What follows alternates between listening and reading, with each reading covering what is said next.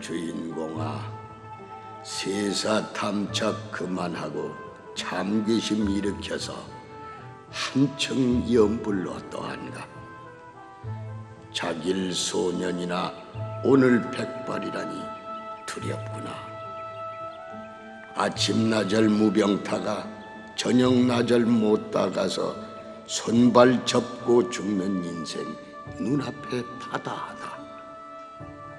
오늘이 무사한들 내일 아침 기약할 소냐. 고생고생 주워 모아 기백년을 살야 하고 재물 탐내는 마음 임금이라도 없지 않나니. 탐욕심을 물리치고 정신을 바짝 차려 기묘한 산수간에 무뢰인이 되려무나. 음력 4월, 회암사의 봄은 깊어가고 있었습니다. 흐드러지게 피었던 살구꽃, 산벌꽃들은 어느덧 어지럽게 휘날리어 눈이 내린 듯 꽃이 흩어지고 있었지요. 나홍 스님은 조용히 앉아 일찍이 당신께서 지으신 승원가를 이렇게 읊조리고 계셨습니다. 오늘에 전하는 승원가는 전에도 말씀드린 바 있듯 이두문으로 쓰여진 가사로서 스님의 역작 중에 하나입니다.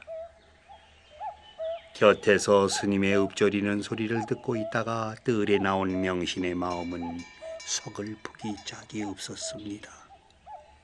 명신의 눈에는 우수수 꽃잎이 떨어지는 양이 예사롭게 보이지를 않았지요.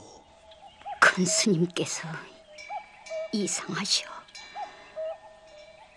큰 스님의 신색이 전과 다르시오. 아무래도 큰 스님께서. 명신은 요즘 들어 나홍 스님의 신세계에 어쩐지 빛을 잃어가는 듯하여 안타까웠습니다. 게다가 새삼 자신의 연세하며 명신의 나이를 물어보시는 것하며 이제 사사로 이 얘기를 나눌 기회가 없을 것이니 물을 것이 있으면 이 기회에 물어보라시는 등 예사롭지 않은 스님의 언행이 불길하게만 여겨지는 것이었지요. 방금 승원가를 읊으시는 것도 그래. 묘연 스님이 오셨을 때나 원주 스님이나 시자 스님에게도 거듭 이런 노래를 어서 보고 바라고 성하다 싶게 당부하시는 것을 보면 무엇이 그리 조급하신지. 더구나 명신은 회암사 중창불사가 낙성돼 4월 15일 문수의 날이 눈앞에 다가오자 스님이 하시던 말씀이 떠올라 가슴을 졸였습니다. 큰 스님께서는 중창불사가 끝날 때까진, 문수회를 마칠 때까진 가시지 않겠다고 말씀하셨어. 그럼 문수회가 끝나면 아니야. 내가 왜 이런 생각을 하지? 내가 괜한 생각을 하고 있는 거야. 이렇게 스스로를 나무라고 있는데 이때였습니다. 명신사미가 아니신가? 이내시님. 명신 앞에 나타난 이는 바로 나홍 스님을 여러 번 승주 송광사에 보행한 바 있던 이내시였지요. 그런데 왜 놀라시나? 환복을 안 입고 허름한 평복 차림이라 이상하게 느낀 모양이시지. 예. 그래. 뭐가 이상하신가? 관의 일로 온 것이 아니라 사사로운 일로 왔으므로 평복을 입은 것인데. 그러십니까? 큰 스님은 강령하시지요. 예. 잠시 빌 수 없을는지. 예. 큰 스님께 여쭤보겠습니다. 나홍 스님은 이내시가 왔다는 말을 듣고 곧 안으로 들어오게 해서 차부터 권하는 것이었습니다. 우선 차 한 잔 드시지요. 황송하옵니다. 잘 오셨습니다. 그러잖아 대궐의 일이 궁금하던 참이었습니다. 하온데 이제는 이내시는 대행왕께서 괴이시던 터라 금상에 이르셔서는 오히려 소원해진 것으로 짐작하긴 합니다마는 그 추측이 맞사옵니다. 그래서 오히려 대궐의 일을 공정한 눈으로 볼 수도 있지 않겠습니까? 예, 그런 점이 있긴 하옵니다만 어떻습니까? 요즘 금상께서는 아니 왜 한숨부터 내쉬십니까? 상감이 어리신 것을 기화로 주변의 권신들이 횡포라도 부린다는 말씀인가요? 이님 대감이 상감마말 싸고 도는 것은 사실이오나 제가 한숨을 지은 것은 그 때문이 아니옵니다. 아니 그럼 상감마마께서 그것을 무엇이라 할지 철이 없다 한다면 불경한 일이 없고 제 앞에서 꺼릴 것이 뭐가 있습니까? 왕사 스님 앞이니 기탄 없이 말씀을 드리오면은